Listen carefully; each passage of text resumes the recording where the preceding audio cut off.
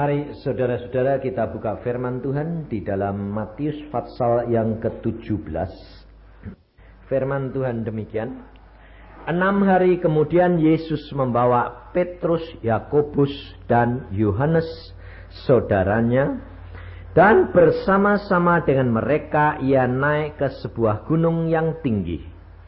Di situ mereka sendiri saja. Lalu Yesus berubah rupa di depan mata mereka. Wajahnya bercahaya seperti matahari, dan pakaiannya menjadi putih bersinar seperti terang. Maka nampak kepada mereka Musa dan Elia sedang berbicara dengan dia. Kata Petrus kepada Yesus, "Tuhan, betapa bahagianya kami berada di tempat ini. Jika engkau mau, biarlah kudirikan di sini 3 kemah. 1 untuk engkau, 1 untuk Musa, dan 1 untuk Elia." Dan tiba-tiba sedang ia berkata-kata, turunlah awan yang terang, menaungi mereka, dan dari dalam awan itu terdengar suara yang berkata, "Inilah anak yang kukasihi, kepadanya aku berkenan, dengarkanlah dia." Mendengar itu tersungkurlah murid-muridnya dan mereka amat ketakutan. Lalu Yesus datang kepada mereka dan menyentuh mereka sambil berkata, "Berdirilah, jangan takut." Dan ketika mereka mengangkat kepala, mereka tidak melihat seorang pun kecuali Yesus seorang diri. Pada waktu mereka turun dari gunung itu, Yesus berpesan kepada mereka, "Jangan kamu ceritakan penglihatan itu kepada seorang pun sebelum Anak Manusia dibangkitkan dari antara orang mati." Lalu murid-muridnya bertanya kepadanya, "Kalau demikian, mengapa ahli-ahli Taurat berkata bahwa Elia harus datang dahulu?" Jawab Yesus, "Memang Elia akan datang dan memulihkan segala sesuatu, dan aku berkata kepadamu, Elia sudah datang, tetapi orang tidak mengenal dia dan memperlakukannya menurut kehendak mereka. Demikian juga Anak Manusia akan menderita oleh mereka." Pada waktu itu mengertilah murid-murid Yesus bahwa ia berbicara tentang Yohanes Pembaptis.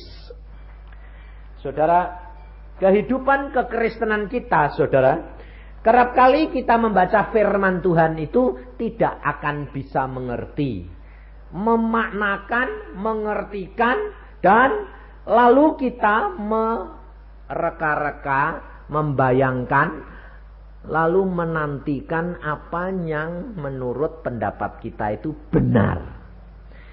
Maka dari itu kita menjadi orang Kristen, saudara, kita harus benar-benar belajar akan firman Tuhan dan minta pimpinan daripada Roh Kudus, sebab tanpa Roh Kudus saudara tidak akan sampai kepada satu pengertian yang Tuhan kehendaki. Rasul Paulus berkata, "Mengapa bangsa Israel, orang Farisi dan ahli Taurat tidak sampai kepada kebenaran Yesus?" Mereka menantikan Mesias, mereka menantikan juru selamat, tetapi mengapa pada waktu Tuhan Yesus sudah ada di dalam dunia, mereka tidak kenal bahwa Yesus itu Mesias? Karena mereka membaca Alkitab, mereka menafsirkan, mereka membayangkan menurut kebenarannya sendiri. Maka dari itu, saudara, kalau engkau membaca Alkitab, lalu engkau mereka-reka lalu menurut pikiranmu sendiri, kebenaran sendiri, engkau selalu akan gagal dan kecewa. Coba salah satu hal yang kita lihat. Pada waktu orang ahli Taurat dan orang Farisi menghadapi Yohanes Pembaptis, tahu tidak mereka bahwa itu ternyata adalah Elia yang datang?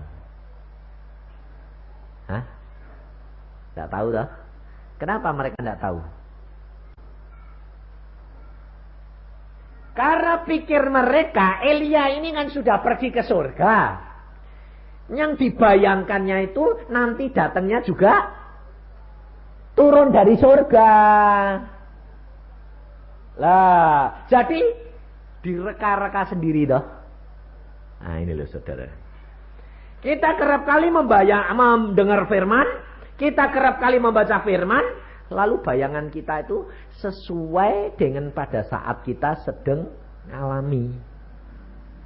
Umpamanya contohnya, kalau saudara sedang menderita, sedang susah, anakmu sakit keras, kira-kira baca firmannya susah semua enggak? Hah? Lah ya bener loh. Lah, kamu baca firman harusnya gembira, tapi susah terus. Sebabnya apa? Sebab situasi dan kondisimu sedang susah. Jadi saudara tahu, firman Tuhan itu sama, Yesusnya sama, penerimaannya berbeda semua. Maka dari itu kita harus membebaskan diri dari situasi dan kondisi sekitar kita. Maka Tuhan berkata apa? Ucapkan syukur dalam segala perkara. Bebaskan dirimu dari ikatan.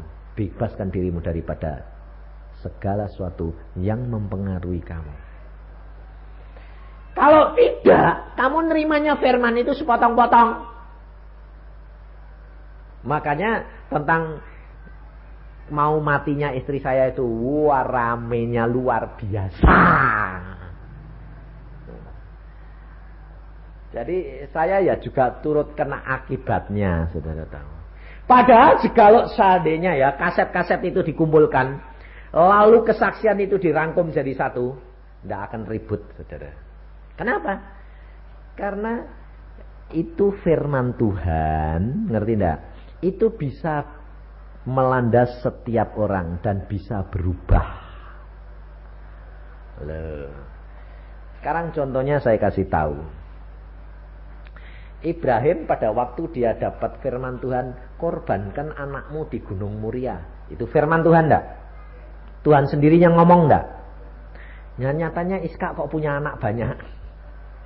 Ayo, kok punya anak Yakob sama Esau. Kok enggak jadi mati? Katanya disuruh ngorbanin, katanya suruh motong, kok enggak mati ya? Loh, lalu pandangannya orang bilang apa? Bohong. Betul toh? Karena kamu baca tentang Abraham itu dari A sampai Z kok. Ya lalu, oh gitu loh. Tapi kalau engkau mendengar satu kesaksian, sudah dianalisa sendiri, nanti jadinya apa ya? Nanti jadinya apa ya? Nanti jadinya apa ya? Lah ribut toh. Nah ini masalahnya saudara. Makanya itu sebetulnya ngapain ngeributi orang lain? Lah mbok ngeributi dirinya sendiri saja toh.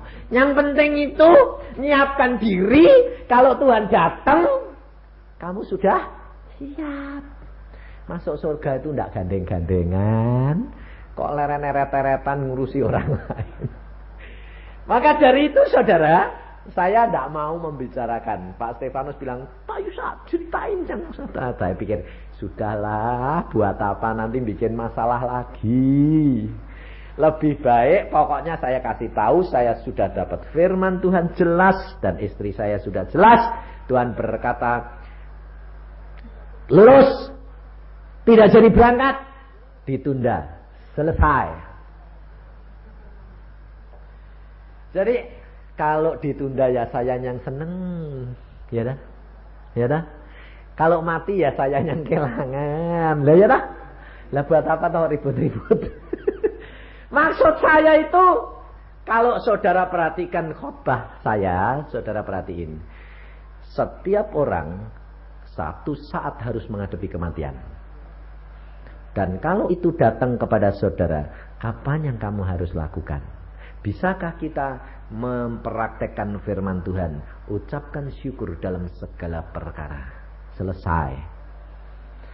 Tapi yang dikutak-kutik, yang macam-macam.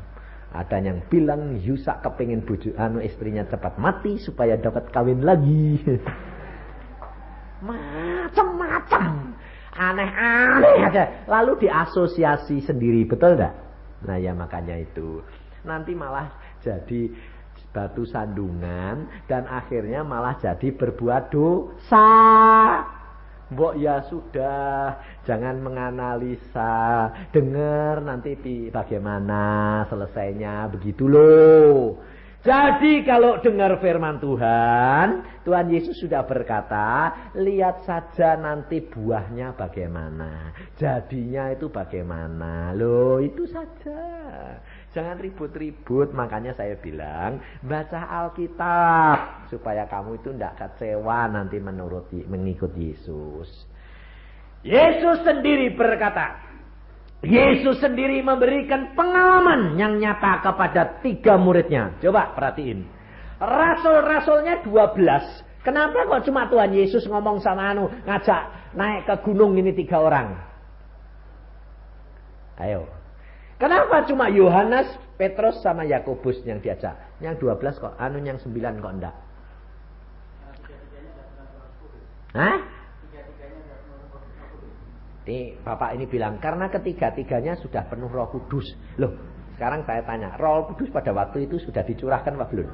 Belum. Ayo, kenapa kok cuma 3? Apa cintanya Yesus, kasih Yesus itu tidak sama? Ayo, kamu berani ngomong tidak sama? Sama toh? Tapi kenapa yang 3 ini? Saudara tahu? Kalau penglihatan 3 orang ini diceritain sama orang, lalu orang-orang itu tanya rasul yang lain, masa iya? Lalu rasul yang lain bilang apa? Enggak, aku ya tidak dengar. Oh, kamu kan muridnya Yesus toh, tidak pernah pisah sama Yesus toh? Enggak. Lu kok ceritanya Petrus gitu? Wah, bohong mesti nih. Betul gak? Karena apa? Karena 12 ikut Yesus terus. Tapi ada saat-saat tertentu memisahkan diri, saudara tahu. Maka dari itu saya katakan pengalaman pribadi itu tidak dapat direka-reka oleh orang lain. Karena orang lain tidak ngalami. Contohnya, saudara punya anak enggak? Ceritain sama orang yang tidak pernah punya anak. Kamu bilang, orang punya anak itu sakitnya setengah mati. Loh. Lalu yang tidak pernah punya anak bilang apa? Kayak apa toh? Ya dak. Makanya suami-suami kerap kali kalau nungguin, saya sendiri pengalaman, nungguin istri saya punya anak, saya bilang, tahan yang, kamu sih tidak ngalami, ini lu punggung ratanya mau putus. Kenapa? Karena kita memang tidak ngalami. Rasanya punya anak kayak apa? Memang laki-laki tidak bisa punya anak. Saudara tahu? Maka dari itu, jangan menilai orang lain yang alami. Ngerti enggak? Tapi kalau kamu menjadi murid Yesus, kamu harus bilang gini, Tuhan, kalau aku rindu, suruh aku alami Tuhan. Loh, mbok gitu. Lalu kalau kamu dengar bahwa istri saya mau mati, lah mbok kamu ya bilang, Tuhan aku mau ngalami. Mbok kasih tahu kalau istriku mau mati lah. Kapan gue ini? Loh, betul enggak? Apa enak apa pengalaman gitu itu? Tetapi justru itu pengalaman yang tidak enak, itu ujian iman. Saudara tahu? Karena iman seseorang ini diuji di dalam perkara-perkara yang tidak enak, bukan yang enak, betul? Maka dari itu saudara, Yesus sendiri pada waktu dia mengajak 3 muridnya, mengapa? Sebab engkau perhatikan, Yakobus akan segera dipenggal kepalanya. Kalau Yakobus tidak diberikan penglihatan nyata bahwa Yesus itu Allahnya, Yakobus bisa frustrasi. Contohnya, Yohanes Pembaptis yang sudah kenal Yesus, yang membaptiskan Yesus, yang menyaksikan bahwa Yesus adalah Mesias, pada waktu di dalam penjara dia goncang. Kenapa? Kalau Yesus Mesias, kenapa tidak ditulungi? Dibiarkan di dalam penjara. Sampai dia mengutus muridnya berkata apa? Tanyain. Betul Yesus sih, betul Mesias apa enggak? Yesus berkata apa? Berbahagialah orang yang tidak kecewa dan menolak aku. Saudara tahu? Firman Tuhan berkata apa? Yang diberi banyak dituntut banyak. Yakobus, orang rasul yang akan harus mati syahid pertama kali dipotong kepalanya, dia harus diberikan banyak untuk supaya dia tidak goyah iman percayanya. Jadi jangan iri sama orang lain yang diberi banyak, karena mereka bakal dituntut banyak. Sekarang kamu mau enggak dikasih banyak karunia, tetapi nanti Tuhan datang, kamu ditinggal untuk mencari mati syahid dalam aniaya? Tak tanyain, mau enggak? Nah, ayo jujur.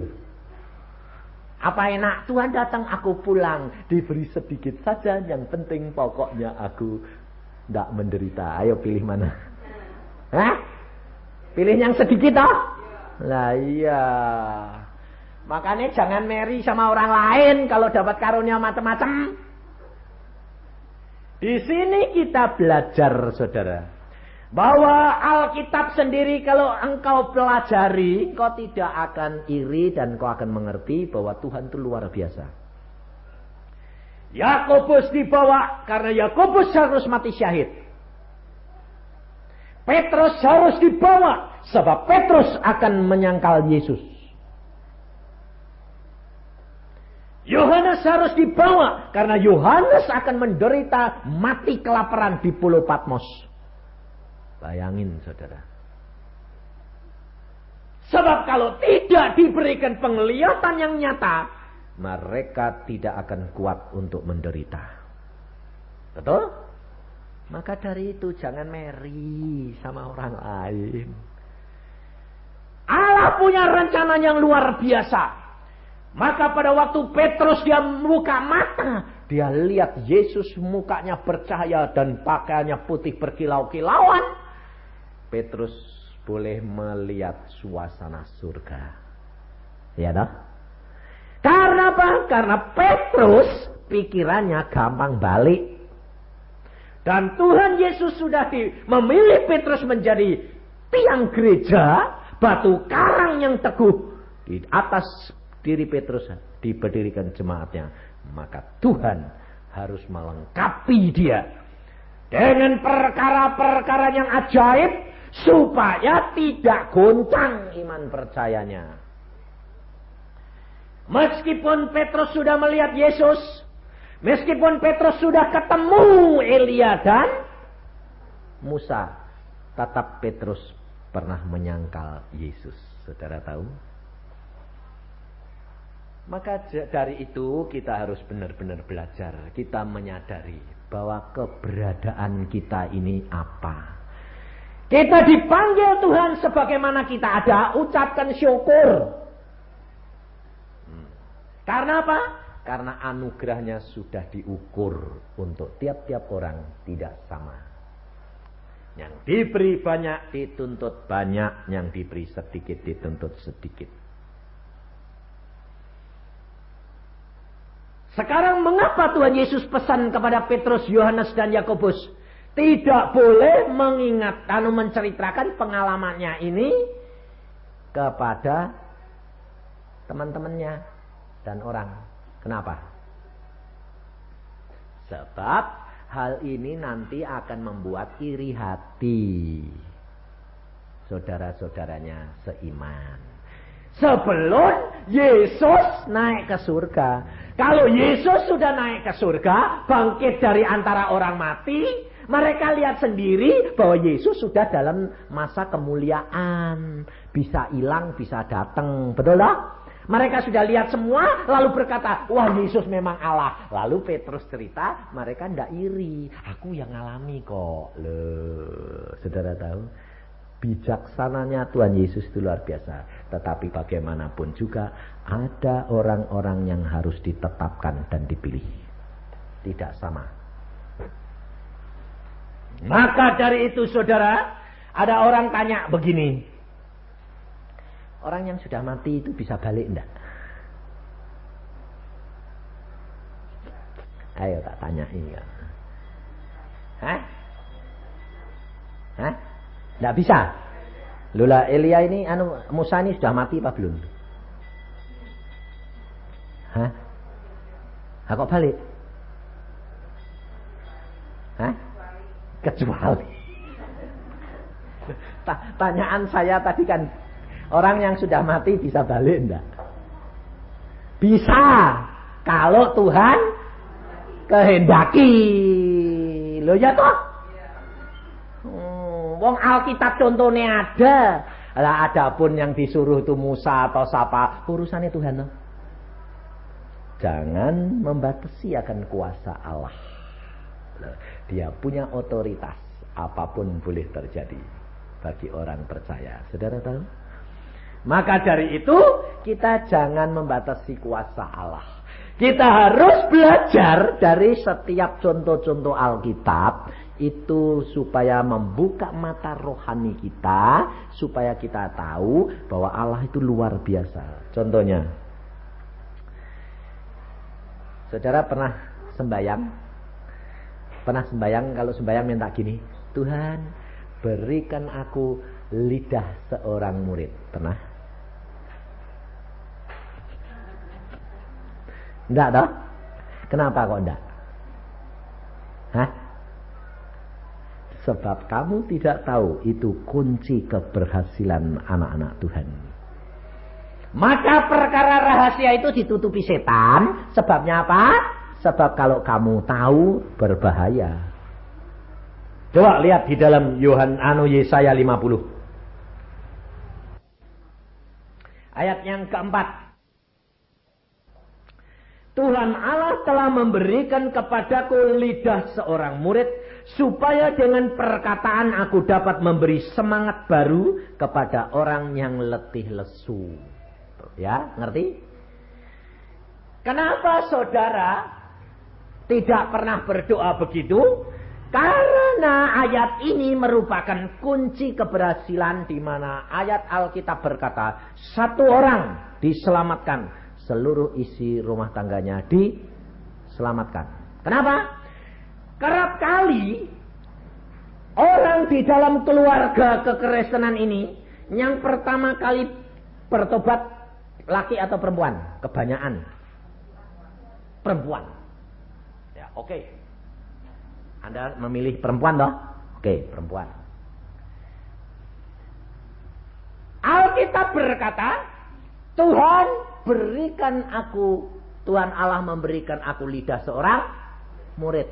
Dan lidah seorang murid membangkitkan semangat yang letih lesu.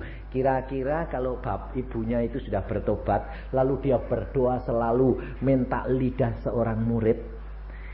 Setiap kali suaminya pulang dengan letih lesu, lidahnya ini lidah murid, semangat suaminya ini bangkit atau malah amblek, loyo.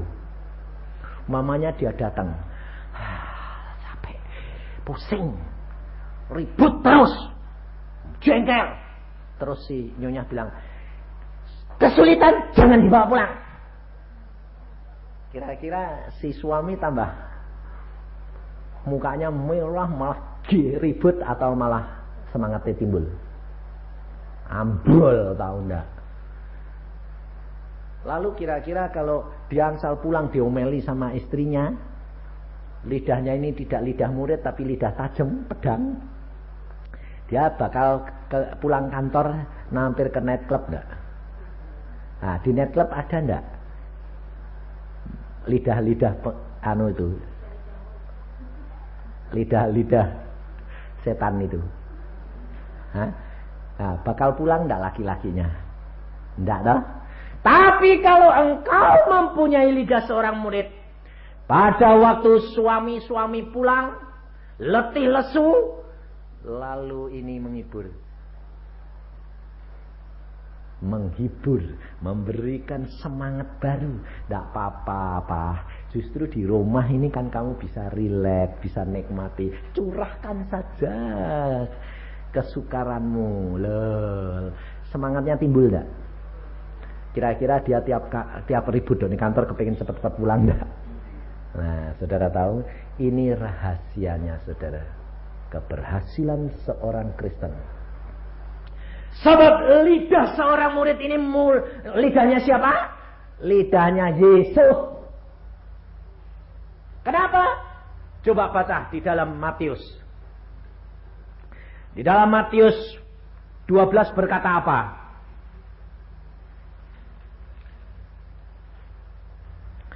Ayat yang ke-28.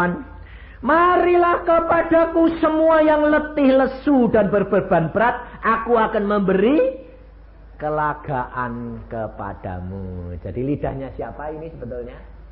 Yesus. Tapi saudara tidak pernah minta toh. Tapi mulai malam ini kalau sembahyang bilang apa? Tuhan berikan aku lidah seorang murid. Loh, saya jamin kamu nanti setiap perkataanmu membangunkan semangat orang. Semua orang bertobat. Semua orang cari Yesus. Saudara tahu? Yang kedua harus minta telinga murid. Di dalam Yesaya 50 tadi itu ada dua loh. Bukan hanya lidah tok. Tuhan Allah memberikan telinga seorang murid. Loh. Jadi kalau telinga murid itu bagaimana?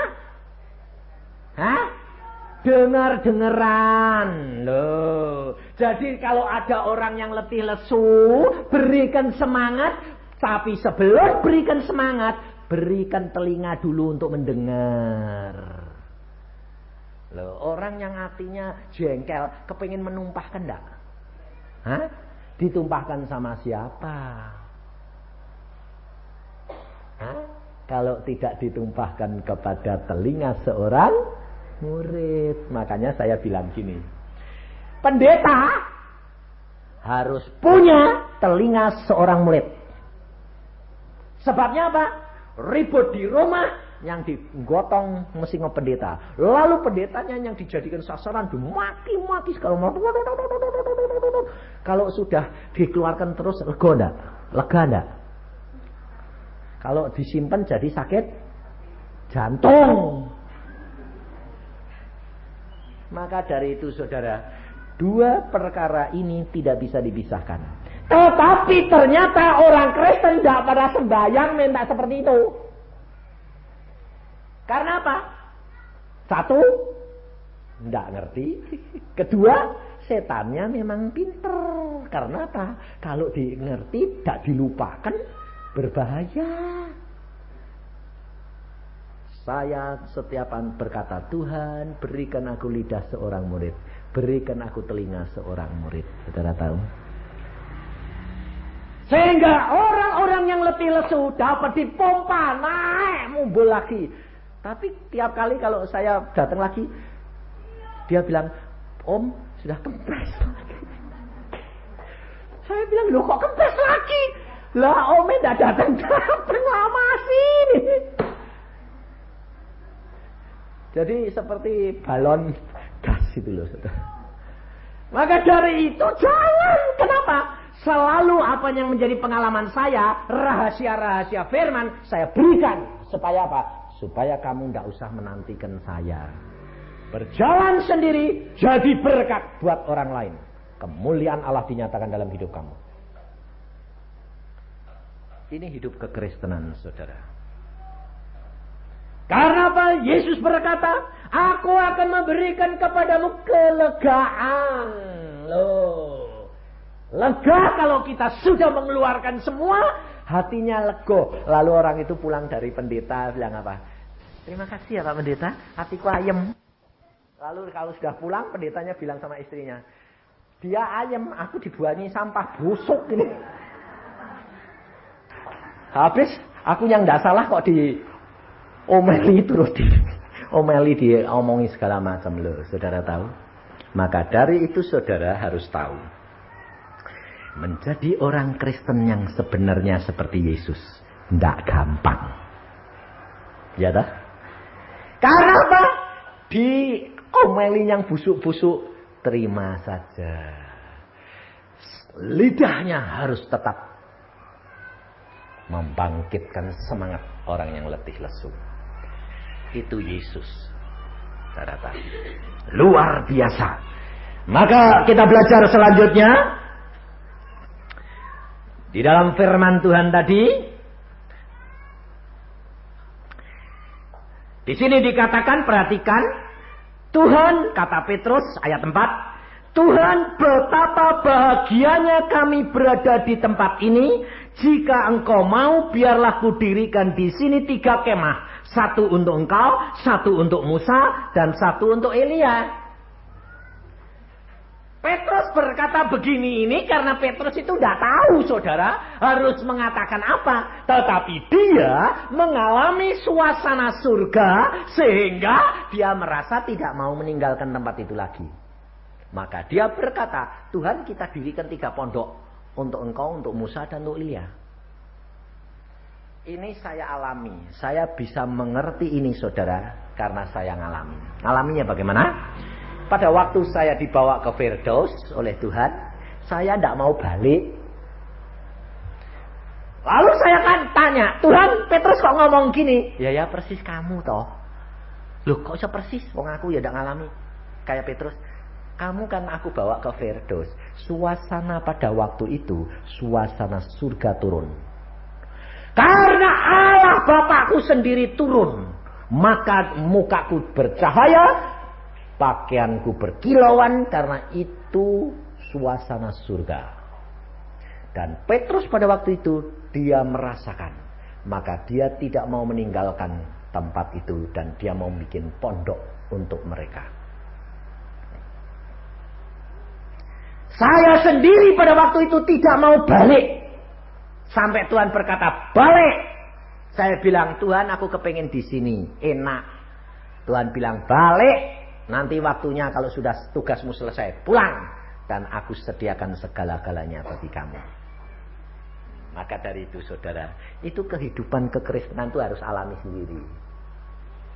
Alami sendiri bersama dengan Tuhan, engkau tidak pusing orang lain ngomong apa. Masa bodoh. Pokoknya saya ngalami, saya lihat, saya membaca, dan saya alami, apapun boleh terjadi. Saudara nyanyi tadi toh, biar gunung-gunung goncang, badai menerpa, tetapi engkau tetap tidak tergoyahkan kalau kamu ngalami dewek. Tapi kalau kamu cuma ikut-ikutan, lalu bilang apa?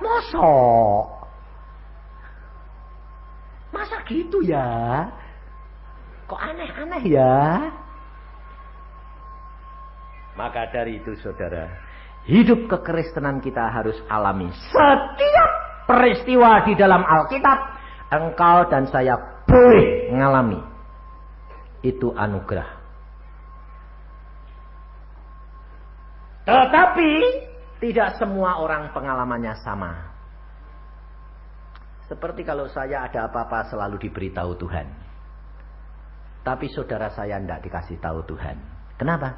Pada waktu ibu saya mau pulang, saya yang diberitahu. Kenapa papa tidak diberitahu? Papa saya tidak bisa diberitahu. Kalau dikasih tahu, tidak mampu karena papa takut mati. Makanya dia tidak dikasih tahu. Tapi saya diberitahu. Dan adik-adik saya kasih tahu. Hati-hati, siap-siap. Waktunya sudah tiba. Nah, orang tidak percaya. Masa bodoh, urusanmu. Tapi yang penting adalah sungguh-sungguh segala sesuatu itu anugerah Allah luar biasa. Di dalam ayat selanjutnya dikatakan, pada waktu mereka itu berbicara begitu, ayat 5, tiba-tiba sedang ia berkata-kata, turunlah awan yang terang menaungi mereka, dan dari dalam awan itu terdengar suara yang berkata, inilah anak yang kukasihi, kepadanya lah aku berkenan, dengarkanlah dia. Kalau saudara pernah mendengar suaranya Allah sendiri, bagaimana rasanya? Ini suara siapa? Allah siapa? Allah anak atau Allah bapak? Allah bapak, saudara tahu. Nah, sekarang saya tanya. Banyak orang bilang, Allah kita kan satu dah. Iya dah. Pada waktu itu ada Tuhan Yesus, Allah anak dah. Lalu Petrus ada di situ dah. Yohanes ada di situ dah. Yakobus ada di situ dah. Dia dengar suaranya Allah Bapa enggak? Hah? Yesusnya dia lihat enggak? Jadi berapa Allah kita? Nah, bingung lagi kamu nanti. Nah, saudara tahu? Dengan membaca Alkitab kamu benar-benar minta hikmat dari Allah, kamu akan tahu. Allah Bapa tetap Allah Bapa. Allah Anak tetap Allah Anak. Suasana yang dilihat oleh Petrus, Yohanes, dan Yakobus, Yesus mukanya bercahaya, pakaian berkilauan, ada Musa dan Elia, tetap ada enggak? Awan menaungi, Allah berbicara di dalam awan itu. Petrus tetap lihat Petrus, Yohanes, Yakobus tetap lihat Yesus enggak? Tetap lihat.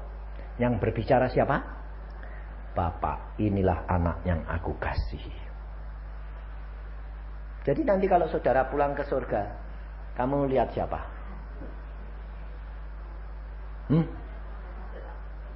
Ada bapaknya enggak? Ada, tahu enggak? Ada yang bilang, kita nanti hilang semua, yang kita cuma Yesus toh. Petrus saja di dalam dunia pada waktu suasana surga sudah bisa dilihatkan. Suara Bapa dia mendengar. Yesus dia lihat. Musa dan Elia yang sudah mati sekalipun dia dapat lihat suasana surga. Saudara tahu.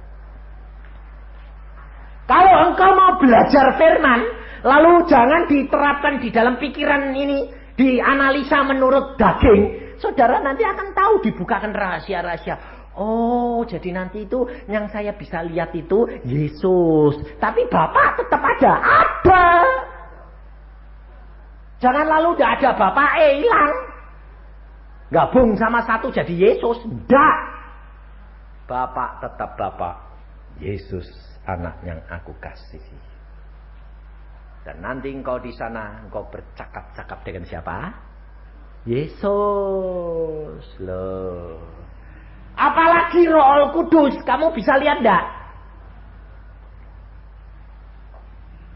Nanti kamu akan lihat siapa dia. Tapi saya enggak mau ngomong sekarang, nanti ribut lagi. Karena enggak sampai, belum sampai, mikir belum bisa.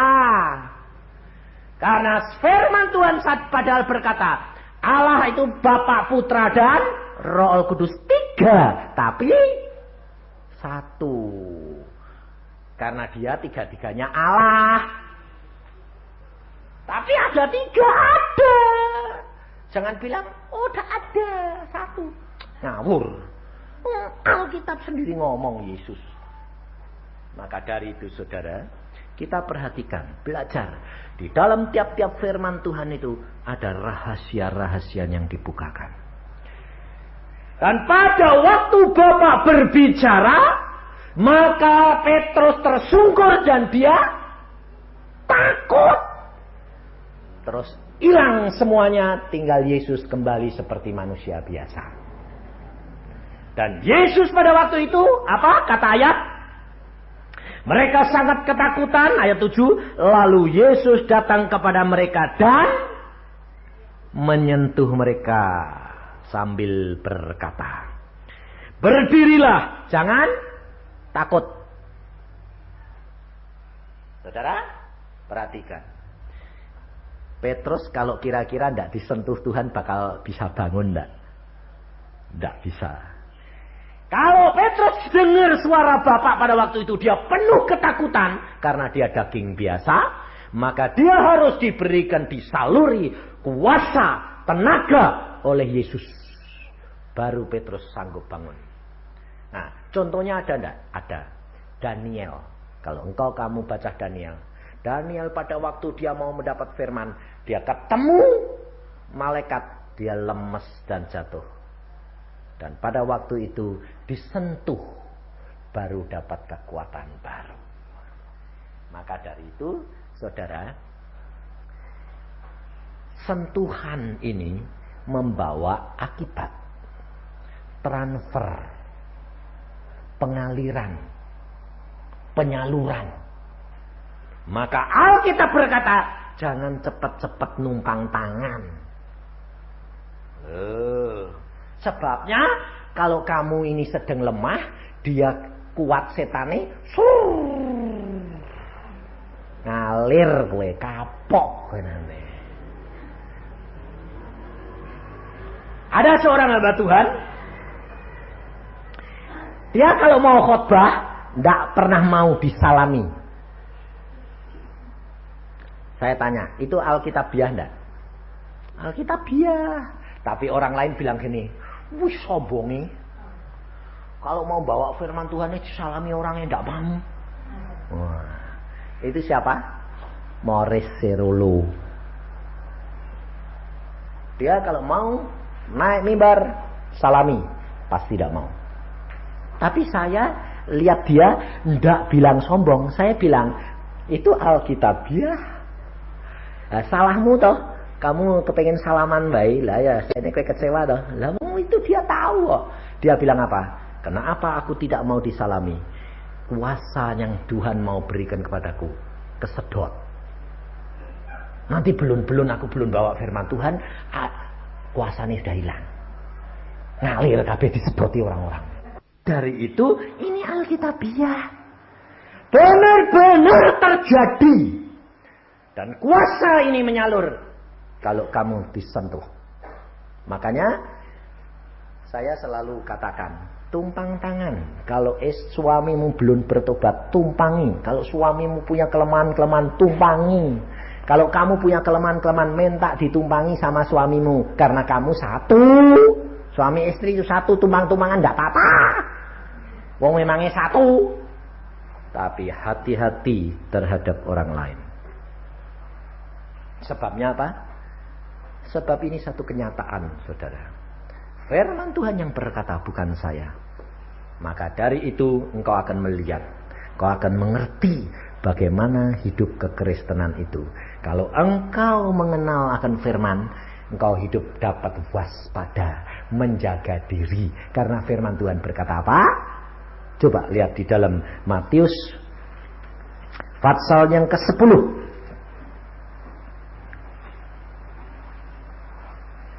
Ayat 16 dan 17. Lihat, aku mengutus kamu seperti domba ke tengah-tengah serigala. Sebab itu hendaklah kamu cerdik seperti ular dan tulus seperti merpati. Tetapi waspadalah terhadap semua orang. Loh. Sekarang saya tanya. Yang Tuhan ngomong, kamu ini adalah domba di antara serigala ini. Serigalanya ini siapa?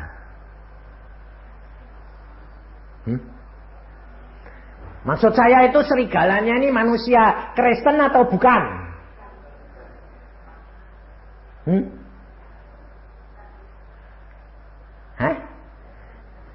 Kristen. Kenapa? Yesus dilahirkan di tengah-tengah bangsa Yahudi, betul? Dia pada waktu itu hidup di tengah-tengah orang Israel. Orang Israel itu bangsa pilihan tidak? Orang Farisi ahli Taurat itu orang pilihan tidak? Domba-domba tidak? Tapi kenapa Yesus berkata, waspadalah terhadap semua orang, karena aku mengutus kamu domba di antara serigala. Serigalanya sebetulnya siapa? Orang-orang Kristen sendiri, saudara tahu.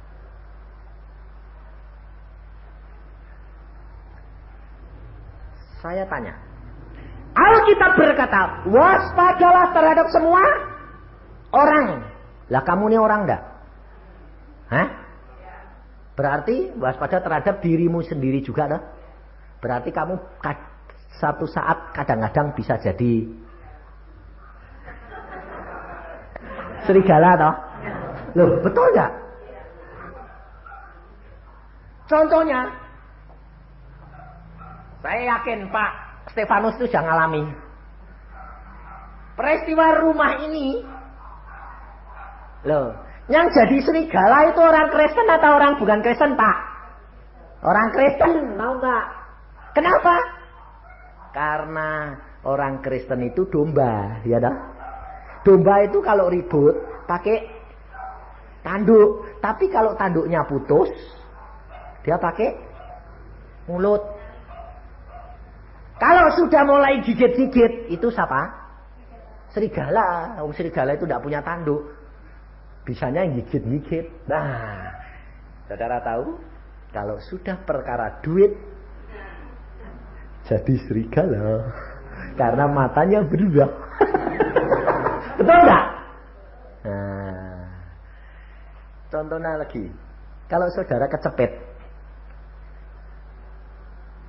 timbang masuk penjara, lebih baik gigit saudara seiman nggak? Yang bisa diutangi, tapi tidak usah bayar. Betul nggak? Saudara tahu? Yesus berkata, waspadalah terhadap semua orang. Berarti kamu harus berkata apa? Aduh Tuhan, aku harus waspada terhadap diri saya ya. Kadang-kadang aku ini bisa jadi serigala loh ya Tuhan. Loh. Kalau kamu kecepet, anak pun bisa jadi serigala. Benar? Kamu sudah pernah dengar? Karena dia kecepet, bapaknya diracun supaya warisannya cepet-cepet jatuh. Loh, banyak.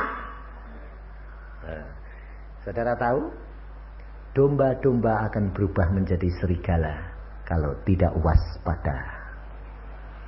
Maka dari itu saudara, engkau harus selalu minta kepada Tuhan telinga seorang murid dan lidah seorang murid, supaya engkau bisa menjaga keluargamu. Supaya jangan sampai engkau dan keluargamu dari domba berubah menjadi serigala. Ini yang dikehendaki Tuhan. Tuhan justru menghendaki serigala-serigala itu berubah jadi domba. Tapi kalau engkau lidah seorang murid, telinga seorang murid, pasti engkau dapat merubah mereka menjadi domba-domba yang jinak. Ini kehidupan kekristenan, saudara. Maka dari itu kita belajar firman. Kita akan tahu bahwa kita selalu harus berkaca dengan firman. Karena dengan berkaca kepada firman Allah, kau akan tahu situasi dan kedudukanmu di dalam keadaan apa. Dan Allah akan menolong kamu dalam setiap saat kau menuju kepada kesempurnaan. Amin. Mari kita berdoa.